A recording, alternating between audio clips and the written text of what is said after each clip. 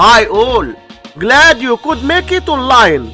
In this clip right now, 23 minus 4, which equals 19, times 23 minus 4, which equals 19. Now we have this problem, 19 times 19, which equals, but this answer is not correct because according to the order of operations we have to work on the parentheses first, then work on multiplication, and at last work on adding and subtraction. So first we do this subtraction, then this multiplication, and at last this subtraction. So we have first this parentheses, 23 minus 4, 19. So we have 23 minus 4 times 19. Now we have one subtraction and one multiplication. We must do this multiplication first, then this subtraction.